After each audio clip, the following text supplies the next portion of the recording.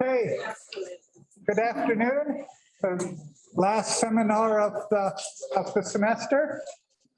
So I'd like to begin as usual, thanking the Atkinson Center for their support. The Atkinson Center has supported this seminar for many years now, and they've allowed us to bring in visitors from outside Cornell, paid the travel expenses, etc. They've also provided excellent AV support. So this year of COVID, it allows people who can't attend class to watch the seminar online or through the webinar. And I'd like to thank Steve Bluestein, Kurt Fidjolson, and Matt Gorney for making the AV run smoothly. I'd also like to thank the TAs for the course. They've done a wonderful job, both with attendance and helping grade the summaries every week. And I'd like to point out that this course does satisfy the climate change minor. And it's a course that one course as required. If you're interested in that, you can search the climate change minor website and see what the requirements are. If you're not interested in climate change minor, but interested in climate change, that website also contains many courses that have a substantial component of climate change at Cornell. I'd also invite you to go to the Atkinson website. The Atkinson Center is a hub of collaborative research at Cornell, and the website has many events that are occurring. So today is the last seminar. It's my great pleasure to present Professor Chloe Ahmann. Dr. Ahmann received a bachelor's degree at the University of Chicago and then a master's in education from Johns Hopkins University. And while she received a master's of education, she taught elementary school in South Baltimore. She went on to receive a PhD in anthropology from George Washington University. And Dr. Ahmann is currently an environmental anthropologist here in the Department of Anthropology at Cornell. Most of her work is based in Baltimore, and she follows industrialism's traces in toxified environments, with a particular interest in what kinds of environmental futures take form amid these legacies. Her current research can be found in Renewable, a systematic collection for engineering, science, technology, and society, and unbelonging the politics of her current book project is, and I posted the chapter of this textbook for students for coming and talking to us. Thank you so much for inviting me to share a bit about my work. Again, I'm really sorry I can't join you in person today. I have a little one at home and the surges keep on surging. But as I mentioned to Dr. Hess, I want to extend an open invitation to any students here who'd like to talk to reach out for a meeting. My email is on the slide, and if it's hard to read on that screen far away, you can easily Google me and find it there. For now, though, I want to say a few orienting pivot to a story once offered to me as a parable for life in South Baltimore City, which I'm going to offer up to you as a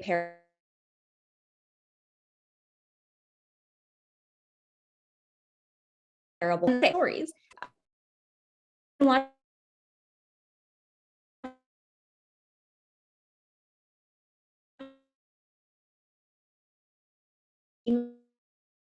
Kind of anthropology.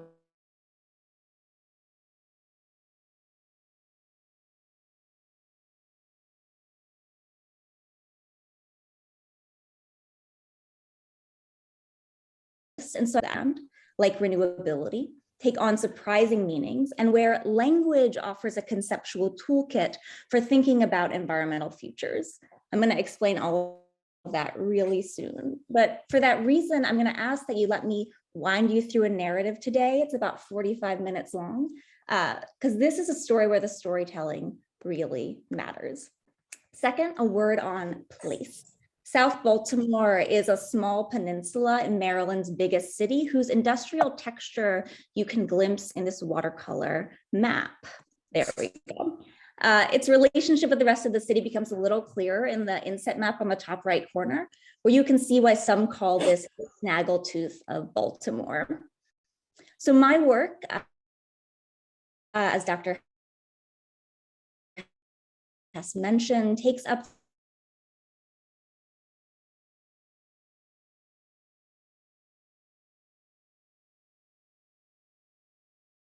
the legacy of industrial boom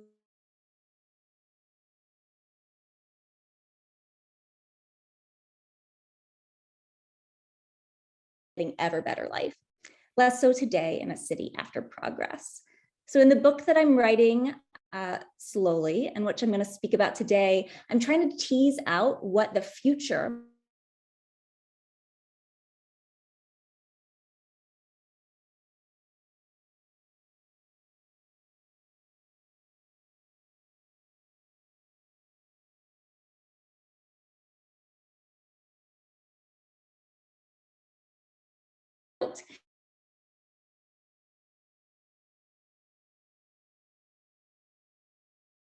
generate clean energy in Maryland's most polluted neighborhood. Though touted as a climate solution, and we're definitely going to talk about that pitch, it also would have emitted thousands of pounds of lead, mercury, fine particulates.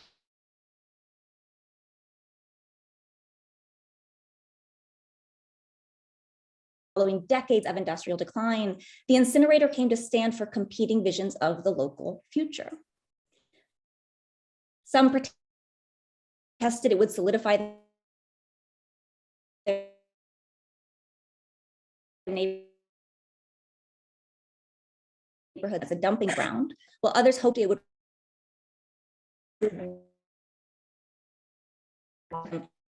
economic slump. Time, there were debates about what residents would lead as.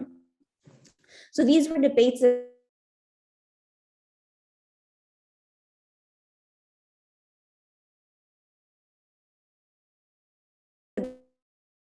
of one's world. And in this sense, I think they teach us quite a bit about the paths we might yet take in the face of ecological apocalypse. Which brings me to the parable. And you'll hear a little bit of my elementary school background in this, I think. Opponents of the Fairfield project, their community gets cast as the site of a cautionary tale about the lure of techno fixes. And in the other, it offers glimpses into a future where a capacious approach to problems such as climate change enables new world-making projects. So I'll dip into storytelling mode now. Real quick before I do, I borrow from organizers in Baltimore all of the paintings and much of the dialogue that follows. There was once a magical peninsula. Valeska, brushing copper hair off of her freckled face, began to turn when water gave way to the peninsula's bright, rich, lively creatures. Wolves and beavers and fish as long as your arm. Winding the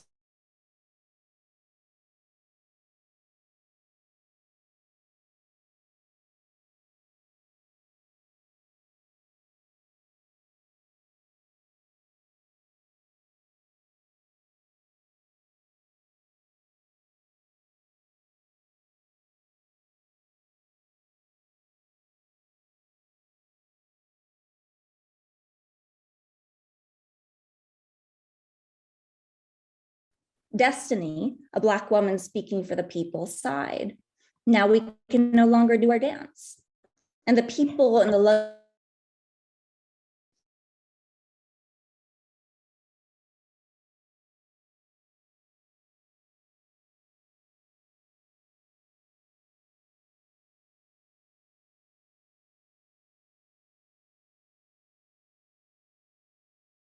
people went to the factory to work. Manhole covers on the factory line to cover up the holes in the ground made by the factory that built premium cast iron manhole covers. And soon she turned the scroll and stopped, fixing on this image. So it was only a fact. Destiny, Charles, and Valeska paused to let the metaphor sink in. They were forming for a group of residents behind the neighborhood high school, and you can see a few of them here on the stage. So Valeska, who's managed the role and written the script with Charles and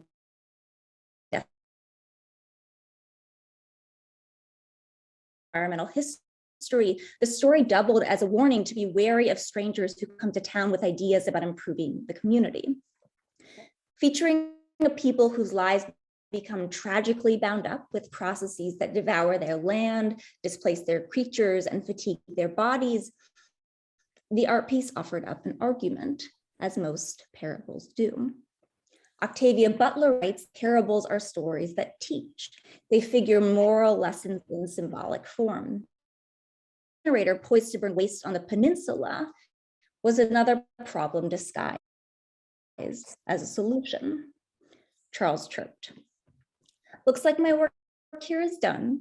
And he sold his factory, Valeska spun, and took all of his money and moved far, far, far, far, far away. And the peninsula people, well, they left their peninsula behind to tell you this cautionary tale. When a man comes to town and tells you how to solve your problems, when he causes discord,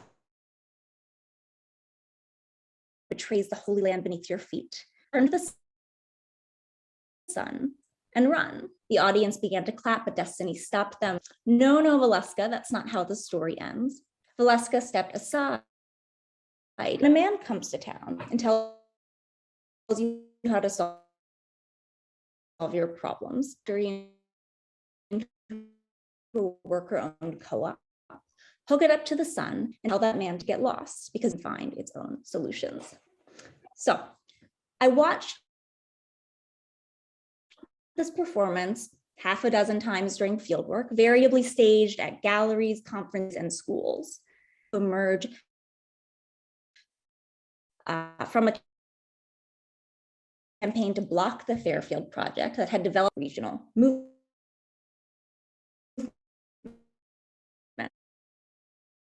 Picked a warning or a lesson learned. Prefiguring both options, the performance suggests the choice is up to you. So here we have two futures held in productive tension. Both are plausible, but neither is certain, and so they're voiced in what some people call the subjunctive mood. Now, repressed your language classes, both really good reasons why this might not be top of mind for you. It's a linguistic mood that registers uncertainty while allowing one to voice a range of possibilities. So for example, if things go on this way, we'll find ourselves abandoned in the bay. Or were we to take control of this peninsula, we could bring about a very different future. More ambivalent than progress and even than future, conjures up a warmer.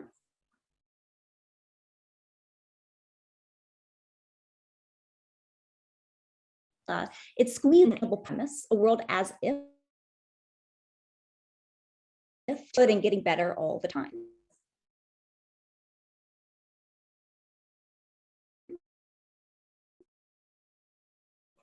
So, new premises might structure their lives, hopes. So, I think counts as a reasonable hope in the face of this predicament. If we kick this double ending up a scale, we're left with two different operating premises that countenance different actions in the present through reference to different stories about the past and in service of different planetary futures. Make good sense when one proceeds as if this place must be industrial to thrive, as if growth is the solution for the problems growth created. In another climate parable, Julie Livingston calls this self-devouring growth. Quite different paths, taking ground when one proceeds as if another way of living here is conceivable, imperative, and good. So before I go on too much further, you might be wondering what gives me the audacity to jump scales from the future of this region to the future of the planet. And that would be a really good question. The answer has to do with this place's multi-scalar history, imprinted on the land and inscribed on local bodies. So over more than a decade of ethnographic, archival, and personal engagement with this holy land, figured here in an older rendering, still replete with smokestacks, I've come to believe that one can't tell its story without Baltimore City, American Empire, or the multinational corporation. Nor could residents deliberate this incinerator without implicating all of them. Why? South Baltimore has long been organized by efforts to govern the uncertain future. So during America's great waves of immigration, it served as a quarantine zone that separated sickly foreign bodies from the downtown population. Later, workers here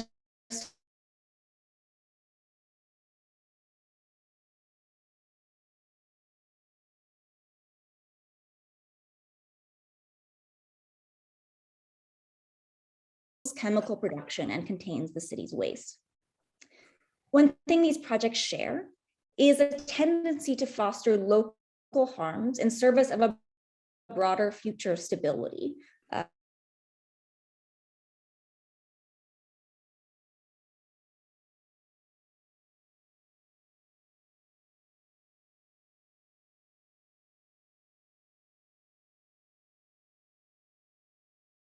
Disease, lung cancer, asthma, and COPD at elevated rates. Meanwhile, mastering the future has also been a step toward regulatory abstraction, hence my concern with implacable, inscrutable doubt. So if one wanted to study the stuff of earthly futures, it would be hard to find a better place. That travels through this atmosphere is vast and eminently local. Together, they compose what is both a tiny isolated peninsula and anything but. So cast in this light, I argue in the book, South Baltimore appears as both object and method for an environmental anthropology equipped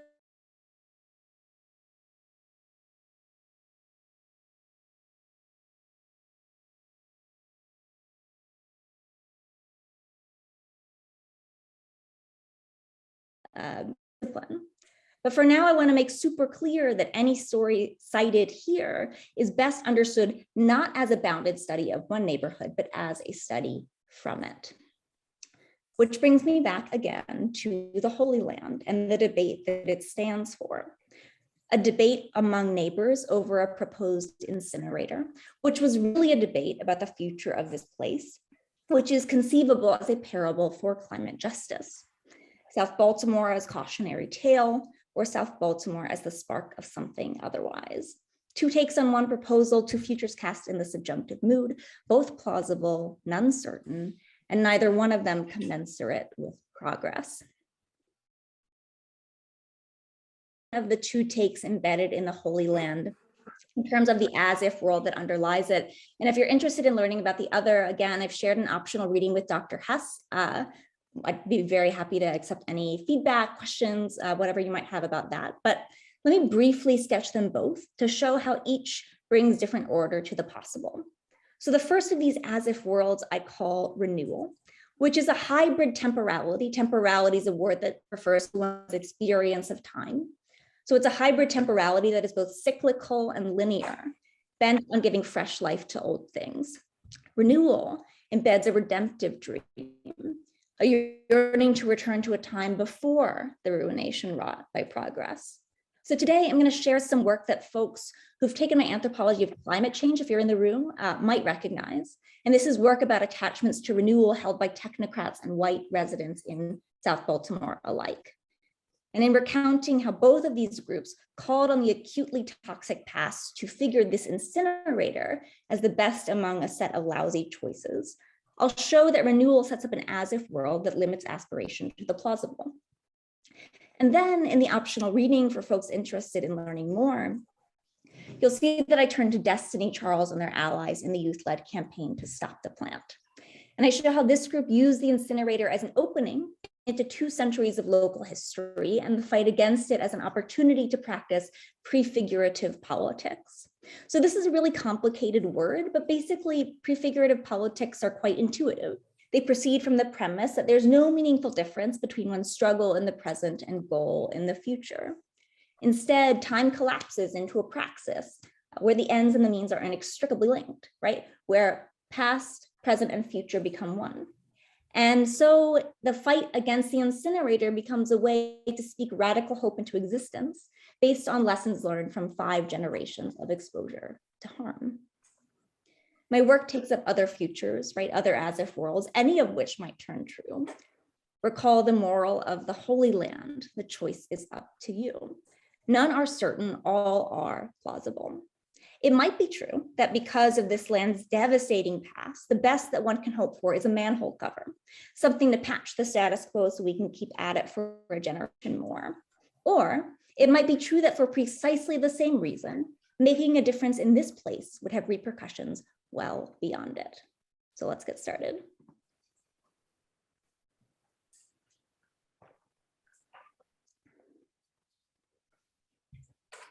Lou, an elderly tour guide at an incinerator 5 miles from the Fairfield site, stepped aside so that I could see this view.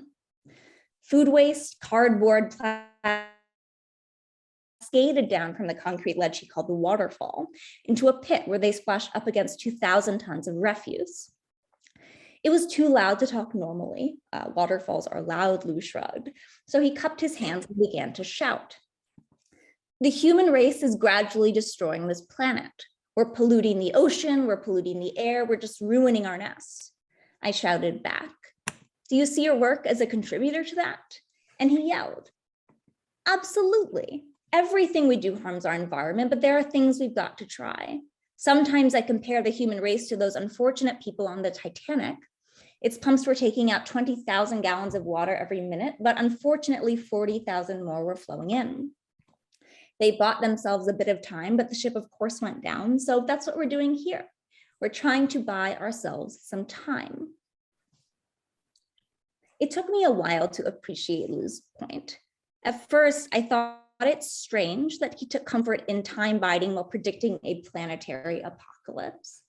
But what I want us to notice about Lou's prophecy is what it has to say about the future. Lou positioned time as something whose inevitable end could be extended bit by bit and bucket by bucket. He also valorized a moment when the proverbial ship was just half sunk. By the same token, Lou suggested that political energy should not be squandered to ship or plug the hole. Instead, he winnowed down the world of possible futures to the perpetual work of delaying destruction. It was ominous. But as it turned out, there was also something quite commonplace about Lou's argument. Later, I started to hear it among South Baltimoreans who greeted the Fairfield project with unusual enthusiasm. And it echoed whenever state regulators endorsed incineration as a bridge strategy, something they could use to buy the time until wind and solar became more realistic options. So let me explain really briefly why all these people thought that scorching waste would buoy the proverbial ship. Incinerators like Lou's are designed to burn trash, direct steam release from burning toward a turbine which generates electricity, and then sell that electricity in the energy marketplace. Excuse me. In the process, they recover latent energy from waste and reveal resaleable objects hidden in our garbage. The logic goes like this. As long as we keep producing waste, they can keep producing fuel and we can keep living our lives, and we can keep producing waste and they can keep producing fuel, and somebody somewhere can turn a profit. The technology promises a perpetual renewal of the economic status quo, and it does so at a time when the economic system being floated seems increasingly illogical. In reality, the process of converting waste into energy is not quite so utopian. This is an aerial photo of the incinerator where Lou worked. So for one, incinerators are expensive and they tend to discourage recycling and waste reduction. I'd be happy to talk about why in Q&A if you'd like. On the back end, they produce more pollution than coal-fired power plants, releasing 28 times as much dioxin, 6 times as much mercury and lead, 3 times as much nitrogen dioxide, and twice as much carbon dioxide to generate the same amount of power, while also releasing toxic fly ash that gets landfilled post-combustion. Right? But no matter, the dream is that incinerators turn outputs into inputs, risks into benefits, environmental bads into environmental boons. The dream is that incinerators burn the evidence we're consuming far too much and transform that evidence into a renewable fuel. So this was one discourse of renewal that attracted my attention during fieldwork, the one espoused by technocrats and dramatized by Lou. The other emerged among working class whites who resolved to act as if the Fairfield project would fix their holy land and specifically revive the industrial economy. Like regulators, for whom incineration's goodness hinged on its comparison with worse technologies, residents weighed the incinerator against hypothetical alternatives. So they told me it would be better than another chemical plant, better than another dump, and better than another 20 years without a job. And like technocrats who saw the conversion of waste into energy as a kind of alchemy, which is a dreamscape captured in this image, which speaks volumes to my mind, like that, many whites hoped the plant would catalyze development, bringing the right kind of people back to multiracial Baltimore. So as we move now to the streetscape and continue with this story, I'm going to ask that you keep in mind what it means to think renewal as an orientation toward the future. Pay attention to the way it winnows down the possible. Renewal forges ahead by attempting to recoup something of the past, be it an attachment to growth unencumbered by environmental pressures, or in this case, a cleaner, whiter, and more prosperous South Baltimore.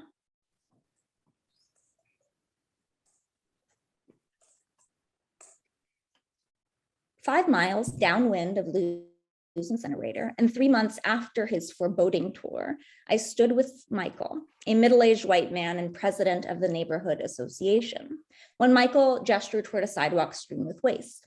Look, he told me, this would be a nice block if people lived in the houses and there wasn't trash all over the street. I scanned the block, following Michael's outstretched finger. With stone facades and marble steps, it was the kind of place that could have looked fancy.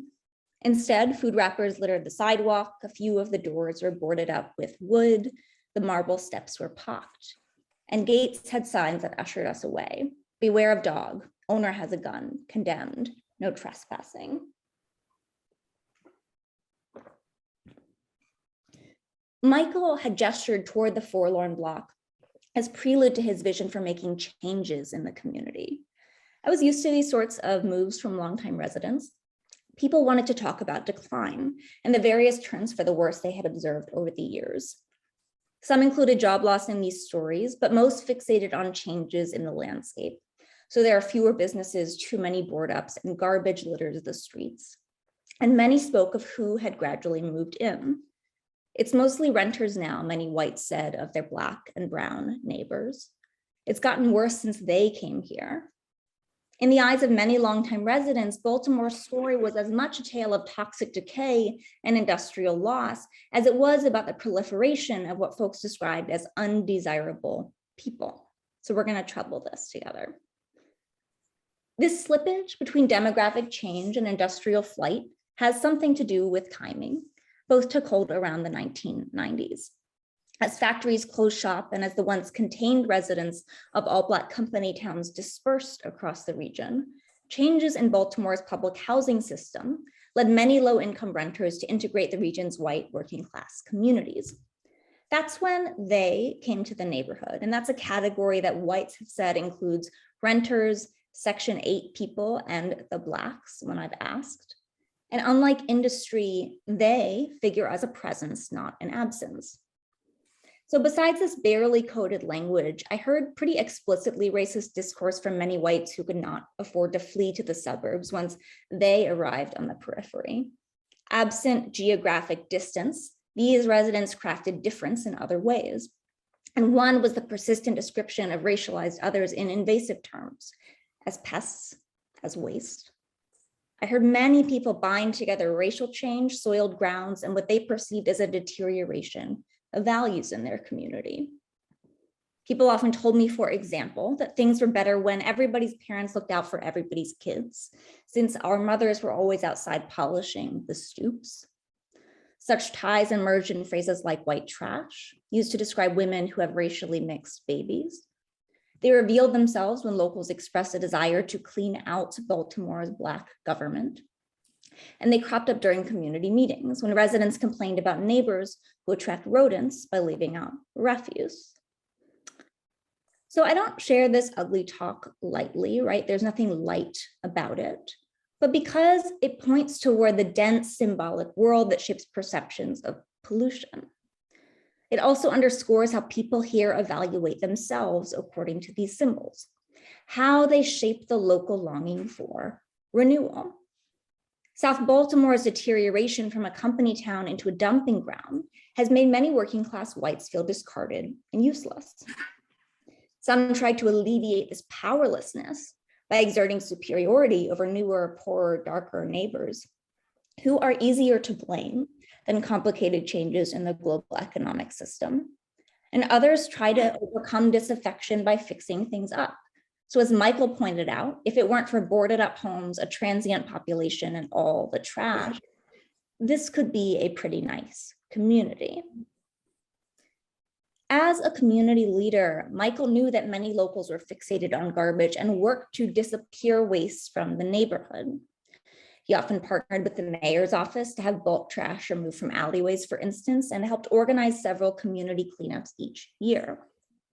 So when he was approached by a company called Energy Answers about the prospect of building a waste to energy plant on this peninsula, he was less concerned with the potential influx of trash than he was enticed by the prospect of a machine that could evaporate waste away while returning good jobs to the struggling community. Now, many longtime residents shared Michael's vision for redevelopment, which struck me as counterintuitive. Making South Baltimore the trash-burning capital of the country would seem to cement its status as a dumping ground, right? Rather than return its middle-class standing. Just like rolling manhole covers on the factory line to cover up the holes in the ground made by the manhole cover factory might at first blush seem imprudent.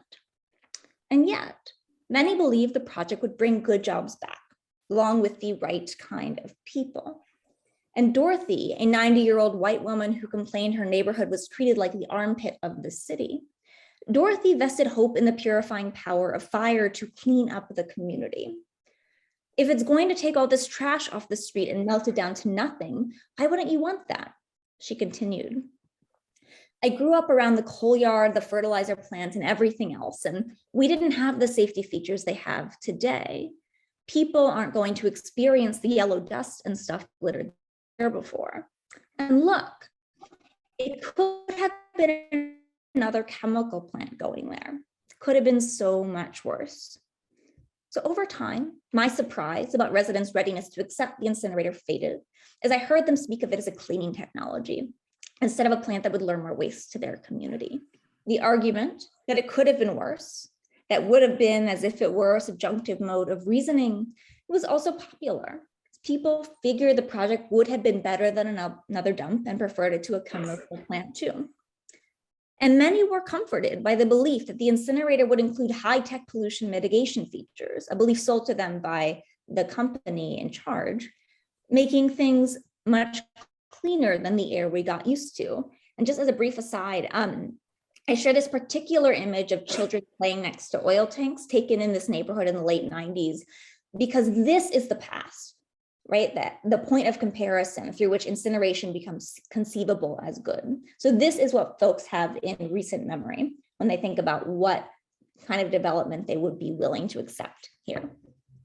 So in short, these residents were enticed by the possibility of a plant that promised to make them prosperous again, a vision premised on renewal.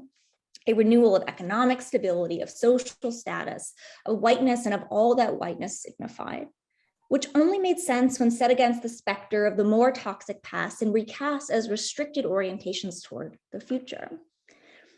We could call this stance a fantasy, I guess, and perhaps in certain ways, white working class optimism reflected a cruel attachment to the same dynamics that had produced their own exclusion. But in the end, I think we're dealing with something much more ambivalent and pernicious than that. We're dealing with how people set limits on their own desires. Renewal structured the world of options many here aspire to. It could have been worse, and for that reason, maybe this is a development worth longing for, right? Maybe. The hope, I think, was that a renewable technology might revive a few other collapsing structures too. Remember how it kept a sinking ship afloat for Lou.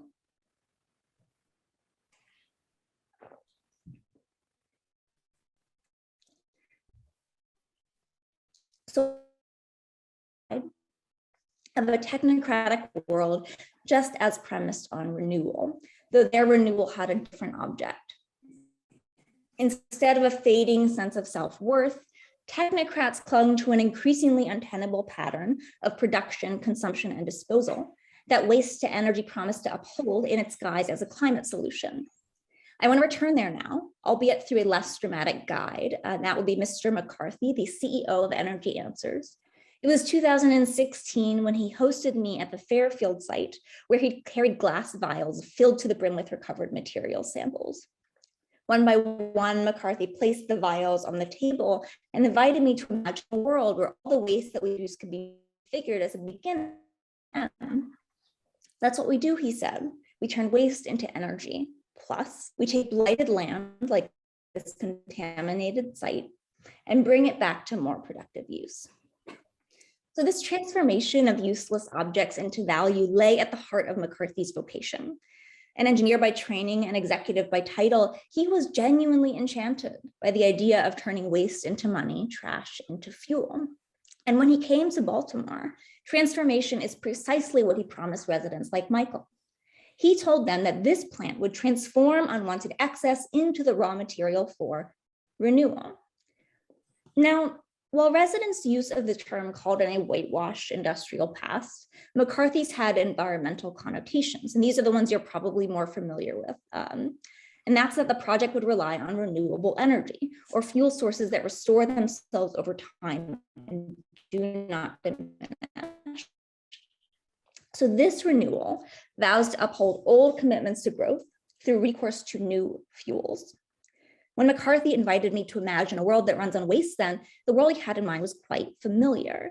It jibed with the defensive argument of energy transition, that changes in input to the global capitalist order eliminate the need for radical solutions.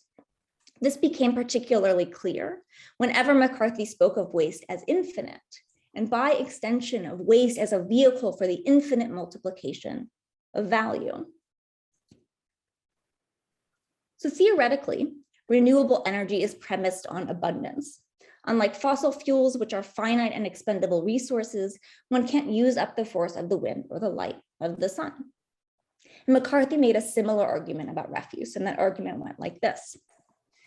Everybody has a trash can. It gets filled up every week and it goes to the curb, it comes back empty, and then you fill it up again, right? So it's like any other renewable in that it's continuously generated. McCarthy was not only interested in trash as renewable energy, though, he was also captivated by the challenge of recovering resaleable stuff. As an example, he bemoaned how much value gets wasted when coins get landfilled along with other junk. And I'm not sure how clearly you can see the screen, but in the far left vial, there are a bunch of coins recovered from garbage piles. Other reconstitutable and resaleable materials fill these other vials. So he says, I'll say to the skeptics out there that there are at least 1,000 quarters in the garbage, that I'll give them $100 if they can find just one. And some people search all day, but they never will. They're hidden in coats and crammed in chairs, and you won't see them until you burn away all that unusable stuff. Disparaging landfills where trash gets buried and its value subsequently lost, McCarthy stressed renewal's multiple forms. He could regenerate energy and materials from waste, otherwise presumed to be the end of a process. Arguments like this were among many reasons that incineration, despite its reputation as a dirty technology, was experiencing a renaissance during my research. The first new incinerator to go online in about 20 years had just opened in Florida, and you can see a few photos I took from that plant here. And several more proposals were in progress.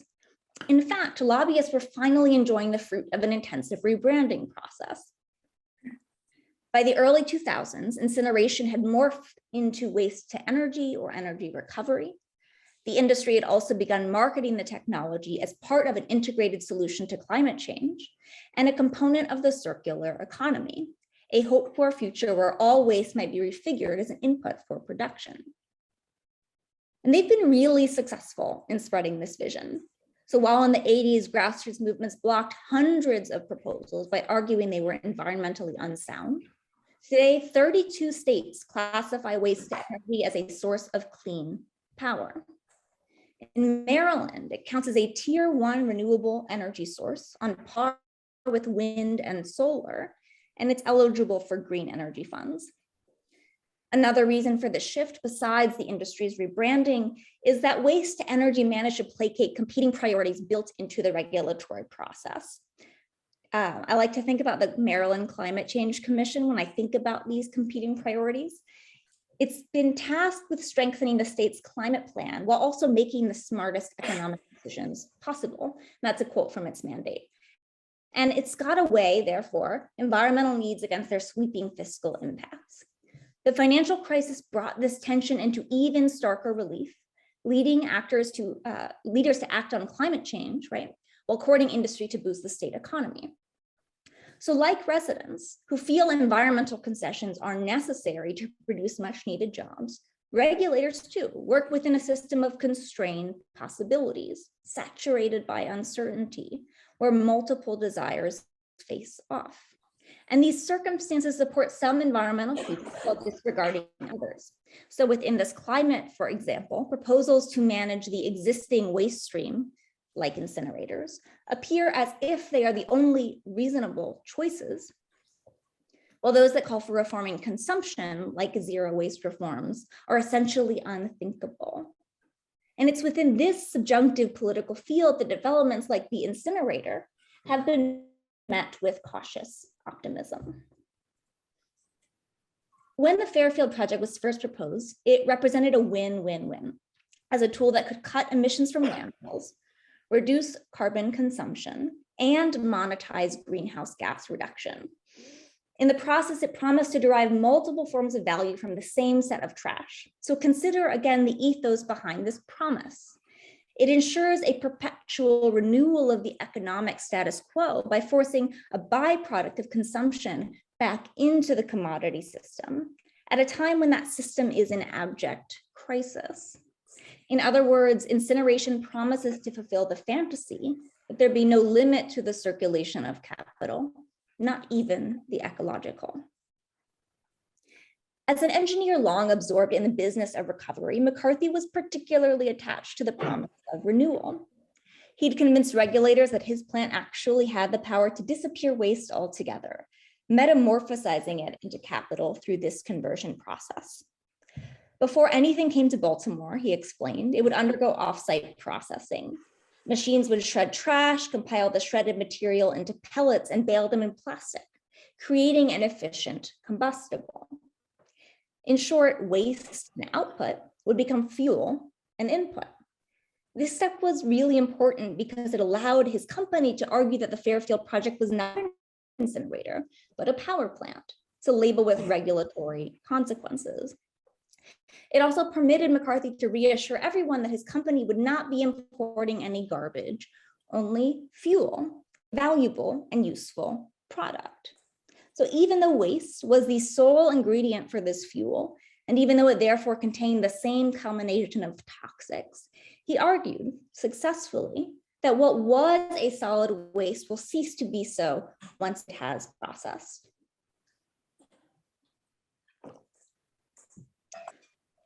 So the idea that waste to energy could make new again, right, this funny temporality, reached its apex in the Fairfield project. Here, discards would not only get put to good use, they would evaporate, vanish, dematerialize. Their problems would disappear once waste had been converted into value. Imagine how enticing this must have been to residents like Michael, eager to return their holy land to its former glory. Imagine their response to McCarthy's promise that incineration is beyond sustainable. It's actually a restorative process. When McCarthy's promises of restoration touched down in Baltimore, residents were already primed to appreciate their power. So were lawmakers. In fact, the Fairfield project appealed to discourses of renewal that preceded it.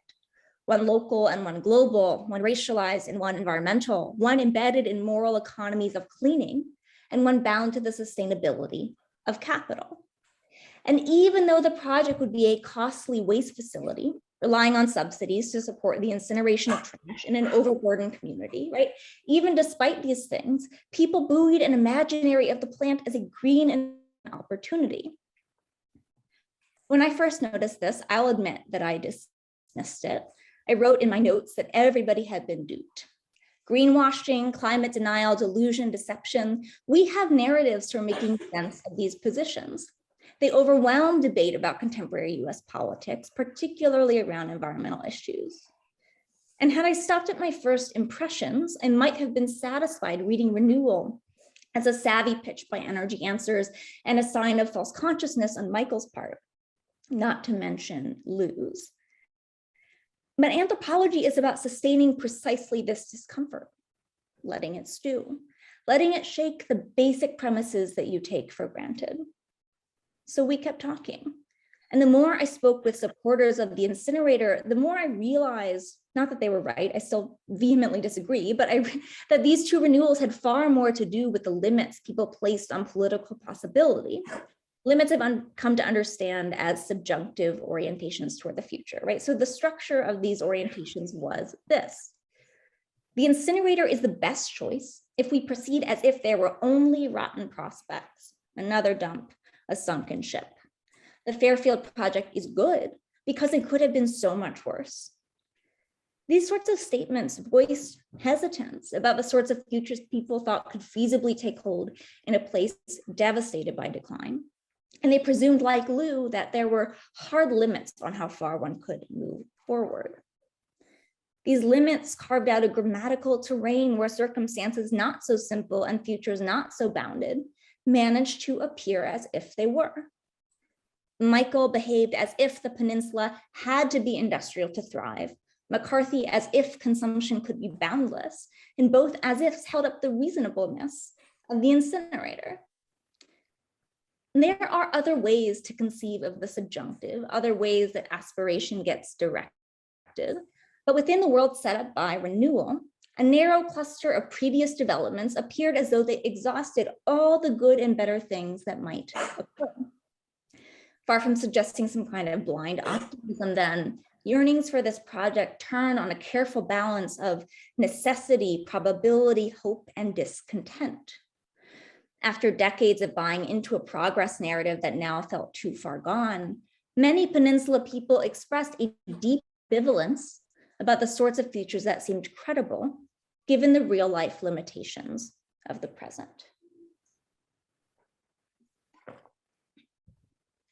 All right, we're going to wind our way toward a conclusion.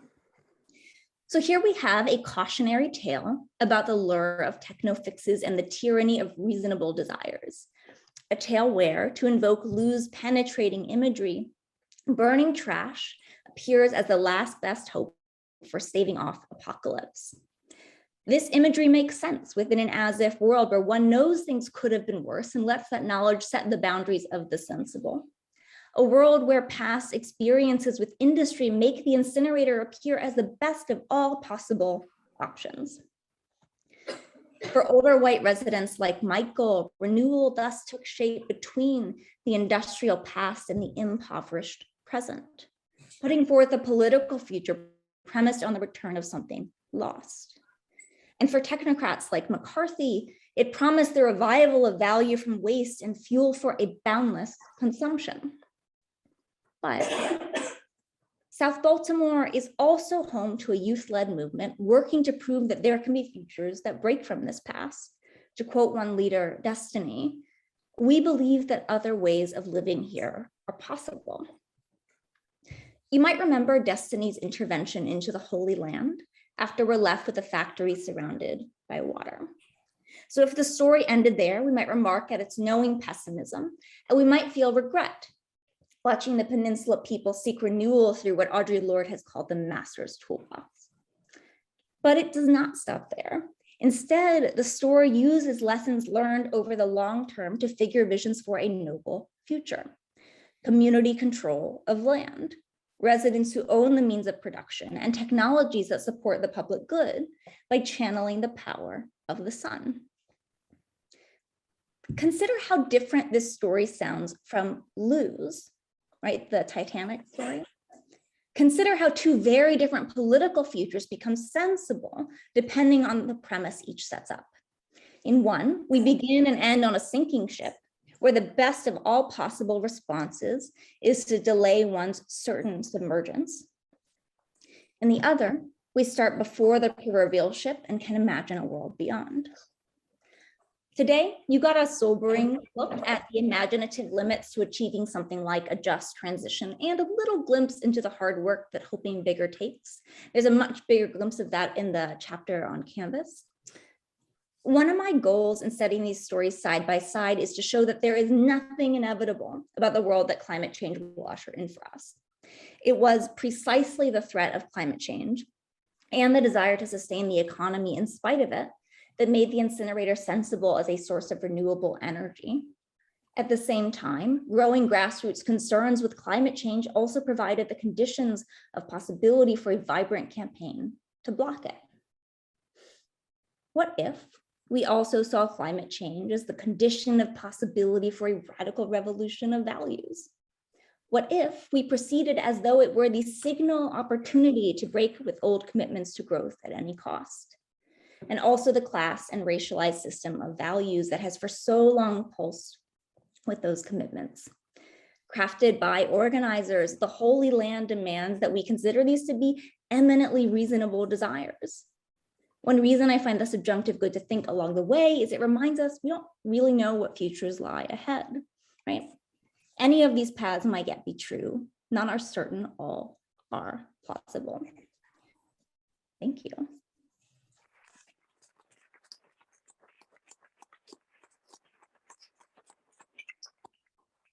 So I don't know how Q&A works on this format, since all I see is my own face.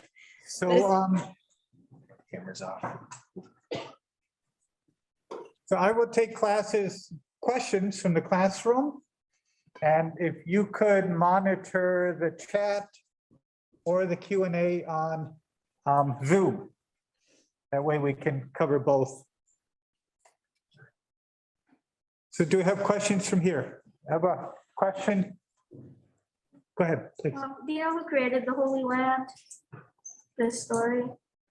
I'm sorry, what's the question? Do you know who created the Holy Land? The story. Did you hear? So the question is, who created the Holy Land, the story? It's a great question. So the Holy Land, the story is created by a group of folks. The artist behind the paintings that you saw, her name is Valeska. She's a local artist in Baltimore City that has long worked with some of the organizers behind the fight to stop the Fairfield project. And she created that story in collaboration with residents like Destiny and Charles, who you got a glimpse of in the beginning and end of this talk. And the idea was to tell a story that spoke through symbols to convey the history of this particular peninsula. So it was an organizing tool, that particular story that I shared. Thank you. Any question there? Oh, hi. I was wondering, how did you foresee climate change affecting race relations in the future? So the question is, how do you foresee climate change affecting race relations in the future? This is such a hard question because I think there are many different possibilities. And I think one of the things that we see in the story that I shared with you is that there are ways that environmental pressures can exacerbate existing inequalities, existing tensions, and existing racializing processes. And there are ways that can lead us towards something closer to climate justice. One way I often think about the fight over the Fairfield project is that it's a fight over what and whom this particular environment is for.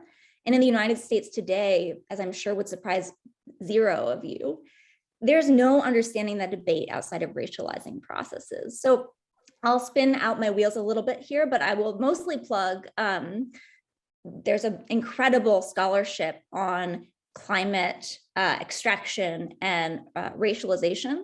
We read a little bit of this in my Anthropology of Climate Change class in the spring. But basically, there's a long history in the Western world of viewing the environment as white dominion. And so much brilliant scholarship on the racializing logics that mark both Earth and Blackness as inhuman objects. And you get a little glimpse into those logics here. Again, brilliant scholarship warning us to not take these logics for granted. Add to that here, the fact that older whites saw this plant as purifying their degraded neighborhood and bolstering lost status. And it's really clear that race matters for the way that folks are thinking about energy technology.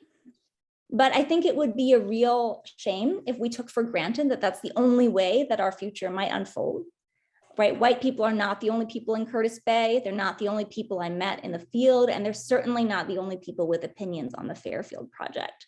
The students who you saw a little bit of at the beginning and the end, and who are centered in the chapter on Canvas, they came to their activism against this plant in the first decade of the movement for Black lives. And that context led them to a very different articulation about the value and risk of this particular project.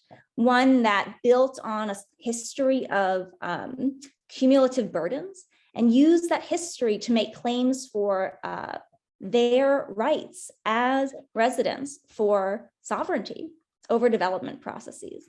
It's a really different vision than Renewable, right, that you see here. And it's the beginning of an articulation of a climate just future that does not take for granted the logics you saw centered in today's talk. Thank you. So there are a few questions in the Q&A on the webinar. Do you see them? Yeah. Yeah, it'll just take me one sec to read them if that's all right. Okay. Yeah, if you could read them aloud, or I could. Okay, so anonymous attendee writes, thank you for speaking with us today. As climate change policies increase in ambition, the chance of corresponding policy passing seems to decrease. From your experience, does there seem to be an equilibrium between ambition and feasibility? And does that depend on the community that's being centered, South Baltimore, Appalachia, New York, et cetera? So this is a great question, and in so many ways it touches on the foundational curiosity that drives my research, which I would describe again in slightly different terms as how do people understand what is politically possible? I am really interested in how different premises, different relationships with time, different relationships with local history, and different relationships with political possibility shaped how people in the neighborhood where I work in South Baltimore City understood the goodness or badness of the incinerator, as well as whether something more liberatory might be built in its place. And so this question really gets at the heart of this issue, right? What is politically possible? I'm really resistant to any answer to this question that says that some people in some places by nature have a more robust sense of political possibility than others. In fact, in South Baltimore City, we see all sorts of shapes and sizes of political possibility, of radical imagination. And I find myself really interested in how people grow and stretch that sense. This question of an equilibrium between ambition and feasibility, I think the best way to begin to answer that question is to get concrete and think again about what's going on here in the conversation around waste. And then I'll stop spinning my wheels a little bit. So one of the most common arguments for incineration, for waste to energy, takes this particular frame quite seriously. It's what do we do with our waste? We have so much waste, we're in a waste crisis. Why don't we do something that at least makes good use of it, right? Why don't we burn it and create energy? And this is an argument that's claims it is balancing ambition and feasibility by taking, like a pragmatic approach. And it's been really compelling for a lot of people. And the organizers who I feature at the end of this talk reject the premise of that particular frame. They say, when you are trying to ask, what do we do with our waste? And you base your sense of reasonability, feasibility on that, you've already lost. We should be asking questions like, how do we design a production and consumption system that doesn't produce so much waste to begin with? So the work of stretching one sense of political possibility also gets at anonymous attention, right? Like, where do we begin to ask what is feasible and what is ambitious? I hope that goes a little bit of the way toward answering the question here. Okay, I'm going to take a really easy one from another anonymous attendee. What course do you teach on the anthropology of climate change, and do you plan to hold it during spring 2023 semester? I teach a class, it's called the Anthropology of Climate Change. It's really easy to remember. I do plan to teach it in the spring, and I welcome any of you who'd be interested in coming. I'm going to drink a sip of water now before I take any more. I'm also happy to take questions that might be in the class. I have a question from here. Please, yeah. Yeah, I was interested in like your research methodology and like how you reached out to people and whether there were any groups of people who were like not particularly willing to be interviewed, and so like how you got around that and how people responded to your interviews. Anything about that? Yeah, this is a great question. I'm so glad you asked. I don't think it's obvious. I imagine you guys come from all sorts of different backgrounds into this climate change seminar, and probably very few of them are anthropological, which makes good sense. So Dr. Hess mentioned that I first came to South Baltimore as an elementary school teacher. I think it's important to kind of ground my research relationships in that pre-existing relationship, which was one that put me into close contact and in close relation with families in the neighborhood. So my very first sort of research contacts were my former students' parents and grandparents. Now, before I say more about who I talked to, a little bit on what anthropologists do. Some people describe our method as deep hanging out. We go to a place for some long stretch of time. We put our bodies in busy spaces. We have conversations. Sometimes they're structured like interviews, and we do it over a long enough period of time. We try to get a sense of the rhythms of a place, to build relationships with people so that when we have an interview, it's not some sort of perfunctory conversation, but one that is embedded in a longer relationship. So my method is ethnography, and that's a little bit of what it looked like. So I put myself in organizing spaces. I spent a lot of time in close relation with organizers like Destiny and Charles and their allies and mentors in this youth-led campaign against the Fairfield Project. I also spent a lot of time in the community rec center, getting to know older folks. Many of the folks that you see featured here, I met playing bingo on Wednesdays, which is a fantastic historical method. Every week we got together during the seniors' history of the neighborhood. I spent time in community meetings, and I also spent time in regulatory spaces. So talking to folks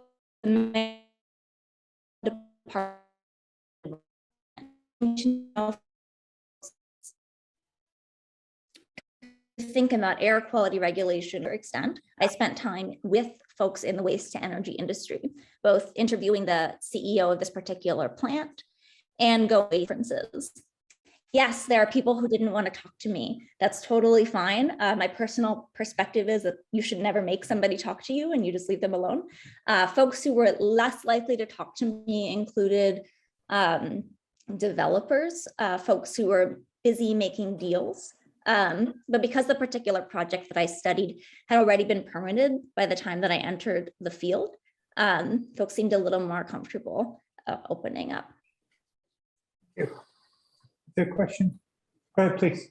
Yeah, thank you. This was a very interesting talk. I have in my notes that we should imagine other futures and question the growth paradigm and maybe seize the means of production. But maybe it would be reasonable to put a little bit more concreteness on what does it mean to imagine a different future? What does this look like?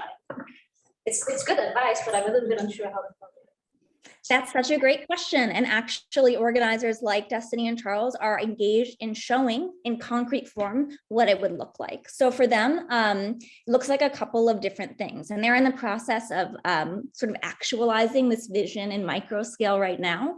And if you're interested in seeing a little bit of a glimpse into that, the chapter that's on Canvas is really all about it. What does it look like? It looks like fighting for and building zero waste infrastructure in a place like Baltimore City. That means investing in large scale composting and pushing legislation through the city and state legislatures that would make that more robust. It looks like reclaiming vacant homes in the city, which are often treated like waste, right? As the latent fabric for a permanently affordable housing structure. So there are all sorts of ways in which this community control of land and orientations toward the future that are not premised on sort of incessant consumption of new are being realized in Baltimore right now. And they're being realized by some of the same organizers who kind of cut their organizing teeth fighting. Thank you. Questions from here?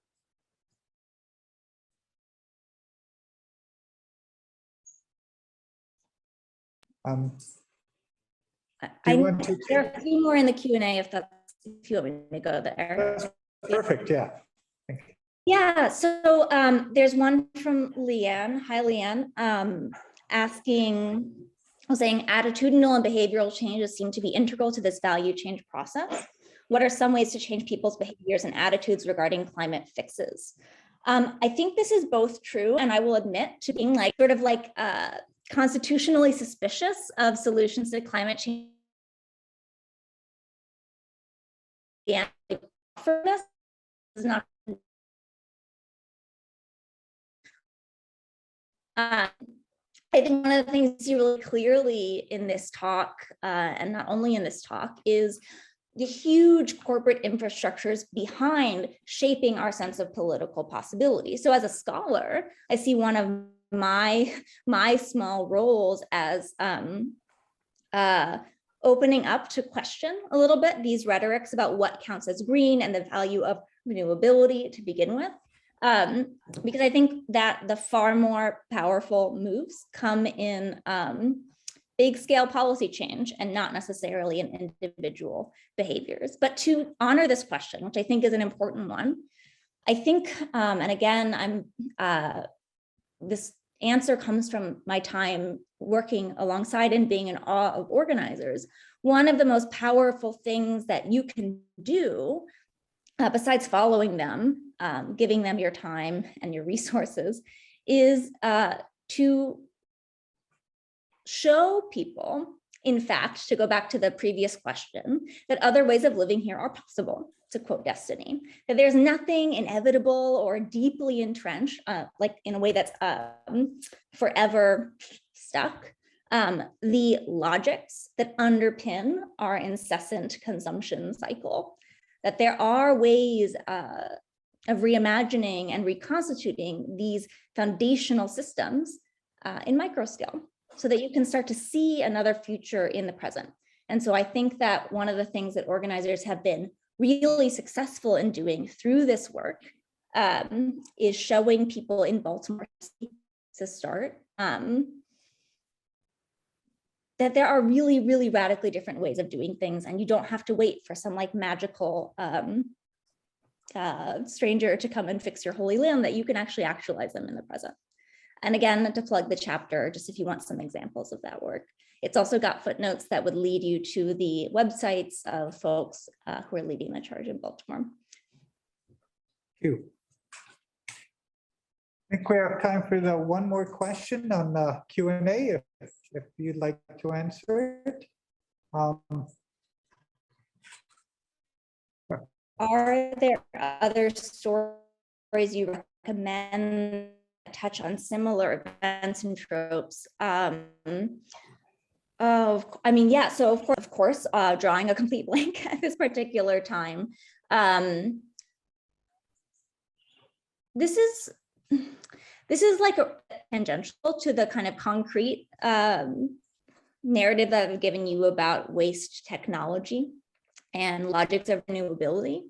But I think that some of the tropes that underpin the story that I'm trying to tell here and the story that was told to me, I think some of the best places to look are actually speculative fiction. I wrote this talk in the style of a parable, honoring the parable that was presented to me, because I think it allows us to step outside of the stickiness of our present and start to imagine both how, if we continue on this way, right, things might spiral out of control, and how stepping just a little bit outside of that might make another vision possible. So I would actually like maybe start in fiction. Octavia Butler's parables have been a huge source of inspiration in my writing and many, many, many other folks's. Really